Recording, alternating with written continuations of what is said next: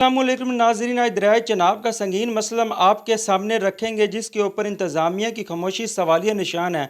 सुबह 6 बजे चुंड पुल के मुकाम से 6 लाख क्यूसिक का सैलाबी रेला गुजरा।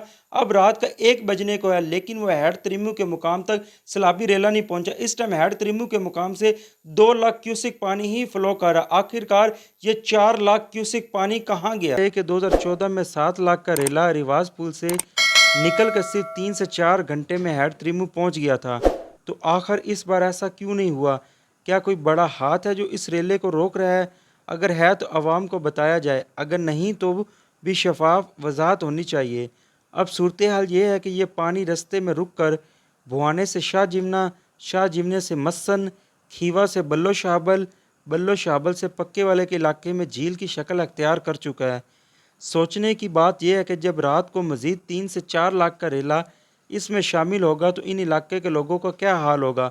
वो लोग जो उम्मीद लगाए बैठे थे कि पानी 1 से 2 दिन त्रिमू क्रॉस कर जाएगा, आज सख्त मायूसी में हैं। इंतज़ामिया की सबसे बड़ी गफलत यह है कि 18 जारी का बंद नहीं तोड़ा जा रहा। यही एक फ़ैसला है जो हज़ारों कीमती जानों और घरों को बचा सकता है। अगर ये बंद ना टूटा तो भुआना से शाह जिमना तक और आगे पूरे दर्जनों देहात बर्बाद हो जाएंगे।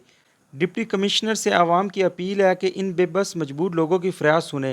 पहले इनका बहुत नुकसान हो चुका, अब मज़ीद जाने ज़ाया होने से पहले फौरी फैसला करें। या तो हेड त्रिमू से सारा का सारा रिले को पास होने दिया जाए, नहीं तो हिफाजती इकदाम करके कहीं से बंद के अंदर शगाफ डाला जाए ताकि लोगों की कीमती जानें और उनका माल बचाया जा सके।